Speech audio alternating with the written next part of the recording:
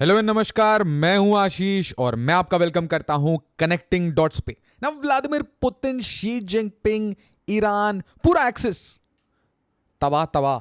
मतलब आप सोचिए, एक साइड में जेलेंस्की व्लादिमीर पुतिन को परेशान कर रहे हैं और दूसरे साइड में यूएस के top ally Israel starts bombing Lebanon. Carpet bombing शुरू हो चुकी है। आप सोचिए, इमेजिन करिए कि आप पूरी दुनिया को बोल रहे हैं कि मैं आपके ऊपर अटैक करने वाला हूं, मैं आपके ऊपर अटैक करने वाला हूं, और आप जिसको अटैक करने वाले हैं वही सुबह सुबह आए, गुड मॉर्निंग, हैप्पी संडे बोल के चले जाए। F-35 स्क्वाड्रन 100 प्लेन आए आईडीएफ के और वो गुड मॉर्निंग बोल के चले जाए। ये हालत हुई है कुछ लेबनान की। पर घच्चे उड़ा दिए हैं रिटेलिएशन में। इन्होंने जो ड्रोन्स, मिसाइल जो भी डाले ना, पर घच्चे उड़ा दिए। मतलब यहां पे आपको क्लियरली समझ आएगा द माइट ऑफ यूएस, आपको समझ आएगा द माइट ऑफ यूएस का अलायंस विद इजराइल और कितना इंपॉर्टेंट है Israel for the entire West, और पूरे वेस्ट एशिया को कैसे United States of America control करता है। और इसी पॉइंट ऑफ टाइम में हेल्पलेस कैसी शक्ल बनाते हैं। शक्ल देखिए ब्लिंकन की, ऐसी हेल्पलेस। हाँ, मुझे सीज फायर चाहिए, सीज फायर चाहिए, मैं शांति स्थापित करने आया हूं। मैंने आपको उसी टाइम बोला था कि दिस इज अ शराड। ये यहां पे भेजे गए हैं, जो बाइडन ने भेजा है कि भाई देखो इजराइल मारेगा पक्का, उससे पहले शराड करके इजराइल को बचा के रखो ताकि हम प्रिपेयर कर लेते हैं। Aircraft carrier, nuclear submarine, F-35, F-22 सब डिप्लॉय कर रखा है कि गलती से ईरान कुछ करे। और जिस तरीके से हिजबुल्लाह की आज सुबह सुबह पिटाई हुई है, इससे एक चीज तो पक्का है कि ईरान को भी एक मैसेज समझ आ गया, रशिया को भी एक मैसेज समझ आ गया कि अब नया फ्रंट वो नहीं खोल सकते। समझाऊंगा पूरी कहानी। और ये कहां है अभी, एंथनी ब्लिंकन कहां है? हम सीज फायर करवा रहे हैं। सीज फायर हो गया, cease fire done. Cease fire की जगह एक नया वॉर खोल दिया बेंजामिन नेतन्याहू ने। कहा आईडीएफ को जाओ, प्रीएम्प्टिव स्ट्राइक करो, घुस के मारो घर में। जहां जहां वेपन्स, मिसाइल हमें मारने के लिए तैयार कर रहे हैं, पूरे एरिया को उड़ा दो, सारे एरिया को उड़ाओ जहां जहां वेपन रखे हैं। ना वेपन रहेगा, ना हमें मारेंगे। मारने की किसी की बस की नहीं होनी चाहिए। और मैं आपको आज बोलना चाहता हूं एक बहुत सीरियस बात। इजराइल के बारे में सबसे बेकार चीज जो आपको चारों तरफ दिख रही थी कि इजराइल का जो लेवल ऑफ प्रिपेयर्डनेस था वो 7 अक्टूबर के बाद बहुत वीक दिखा। इजराइल बहुत ही वीक दिखा ईरान के सामने। बट पहली बार यह दिख रहा है कि इजराइल अपने पुराने फॉर्म में वापस आ रहा है, जहां पे वो अपने दुश्मनों को पहले ढूंढ के पहले ही एलिमिनेट करके बैठ जाता था कि sir homework done. And this is another level of security. मतलब दुनिया में ऐसी सिक्योरिटी कोई नहीं देखता। एक इंपॉर्टेंट इंफॉर्मेशन, अगर आप सिविल सर्विसेज की प्रिपरेशन कर रहे हैं तो आप आइए हमारे ऑफलाइन सेंटर करोल बाग। नए बैचेस शुरू हो रहे हैं, फ्रेश बैचेस शुरू हो रहे हैं। उसी तरीके से आप आइए मुखर्जी नगर। और अगर आप उत्तर प्रदेश में हैं तो आप यूपीएससी और यूपीपीएससी की प्रिपरेशन हिंदी और इंग्लिश में कर सकते हैं। इन दिए गए नंबर पे कॉल करिए और वीडियो के नीचे लिंक मिलेगा, वहां से भी आप कांटेक्ट कर सकते हैं। मैक्सिमम पॉसिबल डिस्काउंट मिल जाएगा, 35% से स्पेशल एक्स्ट्रा डिस्काउंट मिल जाएगा। बताइएगा वीडियो देखी थी आशीष मालविया की ना। एक चीज सोचिए कि पूरी दुनिया क्या कह रही है कि भाई सीज फायर, सीज फायर। मतलब वेस्टर्न मीडिया क्या कह रही है? सीज फायर कर क्या रहे, एग्जैक्टली हो क्या रहा है? इजराइल अभी भी गाजा में पाउंडिंग कर रहा है। पूरी दुनिया ने क्या बोला? यूनाइटेड नेशन ने क्या बोला? ह्यूमैनिटेरियंस, ये सारे लिबरल प्रेस, सबने क्या बोला?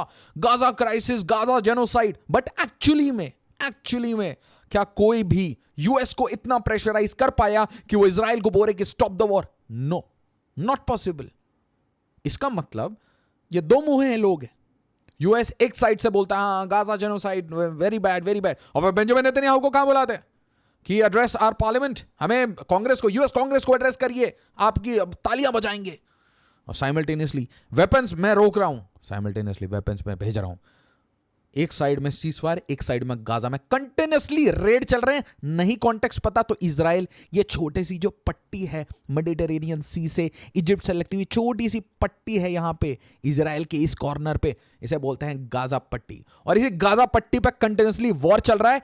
इसी पॉइंट ऑफ टाइम में सीजफायर की भी बात चल रही है। तो पूरी दुनिया में जो मैंने आपको कहानी सुनाई ना, ब्लिंकन साहब क्यों जाएंगे मिडिल ईस्ट, कायरो में जाके क्यों सीजफायर की बात करेंगे? सीजफायर है तो किससे?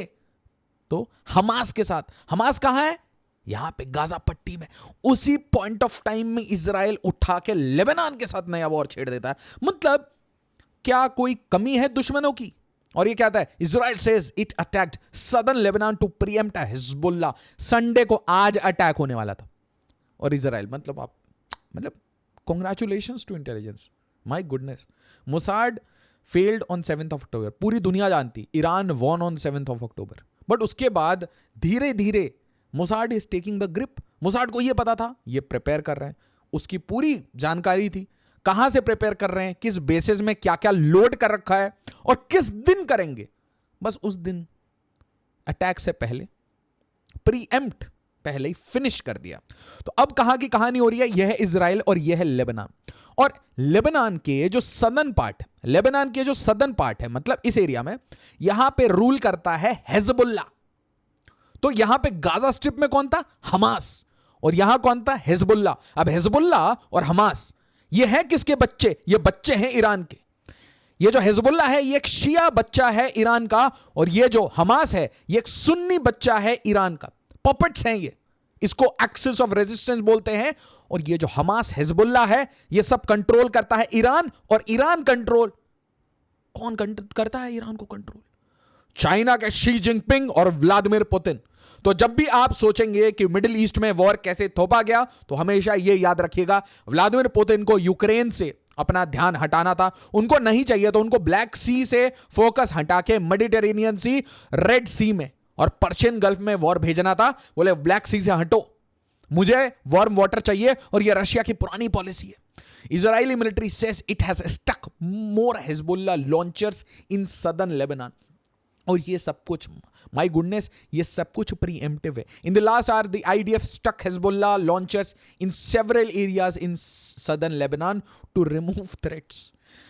Israel has earlier said that it expected an extensive Hezbollah response. मतलब they were expecting कि पहले हिजबुल्लाह मारेगा, हिजबुल्लाह के मारने के बाद जब ओवरवेल्म हो जाएगा इजराइल, जब इजराइल इनकैपेसिटेट हो जाएगा, तब ईरान का रियल अटैक आएगा. बट इन्होंने क्या किया, इन्होंने गेम चेंज कर दिया. इन्होंने बोला कि ना रहेगी बाज ना बजेगी बांसुरी, हिजबुल्लाह को ही पहले फिनिश करो, लोगों को नहीं, वेपन्स को. वेपन खत्म किया तो उसके बाद ना वो पहला अटैक होगा. उसके बाद आप छोटे मोटे 300 400 1000 रॉकेट डालोगे, उसको इंटरसेप्ट कर देगा.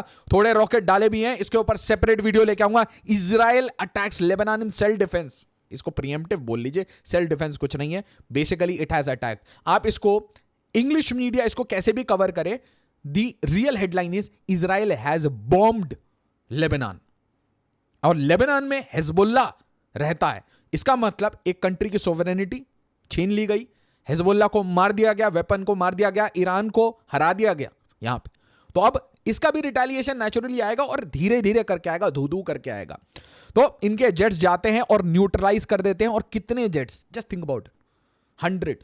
और यहां पे मैं एक बहुत सीरियस क्वेश्चन रेज करना चाहता हूं कि क्यों भारत के पास जो मोस्ट एडवांस्ड वेपन्स है, 5th generation aircraft, 5th generation aircraft at least Bharat को 150-200 इन नंबर चाहिए. हम कब तक मिग 21 से काम चलते रहेंगे या Su-30 MKI उसको अपग्रेड करते रहेंगे, when we will have around 250 या तो राफेल. सी, आत्मनिर्भरता एंड ऑल कैन वेट, वो चलता रहेगा पैरेलली. बट इस पॉइंट ऑफ टाइम में आज अगर पाकिस्तान ने अपने ये जो लश्कर वश्कर हैं इनके हाथ में ये ईरानियन ड्रोन्स दे दिए, ये ईरानियन मिसाइल्स दे दिए, तो फिर हमारा रिटेलिएशन भी ऐसा ही होना चाहिए ना कि 200 जेट गए सुबह रावलपिंडी को फ्लैट करके आ गए. Think about it, just think about it कि द थ्रेट्स, चाहे वो पंजाब पे आ रहे हो, चाहे वो कश्मीर पे आ रहे हो, चाहे वो मणिपुर पे आ रहे हो, आर यू थिंकिंग चारों तरफ से. सो जिस तरीके से Israel is surrounded by a lot of enemies, और उसमें से कोई भी कभी भी उठा के 1000 रॉकेट मार सकता है, तो फिर इजराइली एयरफोर्स क्या करती है, and this is there dominance. Trust me, this is there dominance. Israel का सबसे बड़ा जो डोमिनेंस है वो नेवी का नहीं है, वो आर्म्ड फोर्सेस का नहीं है, वो ग्राउंड फोर्सेस का नहीं है, वो मोसाड का नहीं है. वो रियल जो गेम चेंजर है इस रीजन में वो है इसके स्टेल्थ एयरक्राफ्ट, जो ऑपरेशन लॉन्ग आर्म में आपने देखा हुथीज पे और अब हिजबुल्लाह पे. और अब इन्होंने कह दिया कि भाई स्टेट ऑफ इमरजेंसी है, so be ready. So whosoever harms us will harm them. Netanyahu ने बहुत क्लियरली कह दिया कि भाई this is my reply to Hezbollah's planning. अभी तो आपने प्लानिंग की थी, डेली आप अटैक कर रहे थे, and this particular area has received a lot of flight. तो नाउ यू कैन एक्सपेक्ट कि सीरिया से अटैक आएगा, यहां लेबनान से तो अटैक आएगा ही, एंड यू कैन एक्सपेक्ट कि ईरान से भी अटैक आएगा. But this is a very big message for Iran. Iran को एक चीज समझ आ गई कि आपका एक बच्चे को है, यहां हमने हमास को बहुत मारा है, और अब जो आपका दूसरा बच्चा है हिजबुल्लाह, उसको हमने पहले मारना शुरू कर दिया है। तो अब आपके पास वो ऑप्शन है कि पहले तो हमने आपके कमांडर्स को तेहरान में मार चुके हैं, ठीक है। देखिए प्रीएम्प्टिव की कहानी देखिए, यहां पे गाजा में दीफ वीफ को एलिमिनेट करने की बात आई थी, ठीक है। यहां पे तो मल्टीपल मोसाड ने एलिमिनेट किए, मल्टीपल मतलब गिनती नहीं है। अच्छा, यहां पे लेबनान में, यहां पे फौज शुकर, ठीक है। तेहरान में जाके इन्होंने किसे निपटाया था? Ismail Haniyeh. तो हर जगह प्रीएम्प्टिव कर चुके हैं, और उसी तरीके से लेबनान पे प्रीएम्प्टिव अटैक कर चुके हैं। तो अब ईरान के पासे में है कि ईरान क्या इसे खींचना चाहता है, या जो इजिप्ट में कायरो में जो बातें चल रही हैं, ये बातें पहली बार ईरान डायरेक्टली बात कर रहा है। तो क्या ईरान यहां पे चीजों को शांत करके सीज फायर बोल के ये वॉर को शांत करना चाहता है, या व्लादिमीर पुतिन, मुझे कमेंट में जरूर बताएगा, या व्लादिमीर पुतिन फोर्स करेंगे ईरान, चाइना फोर्स करेगा ईरान को कि ये जलने दो, ये जलेगा तो साउथ चाइना सी और ब्लैक सी बचा हुआ रहेगा, हमारी डोमिनेंस में रहेगा। जरूर बताइएगा, वीडियो को शेयर करिएगा, लाइक करिएगा, सब्सक्राइब करिएगा to the channel connecting dots. Jai Hind, जय भारत।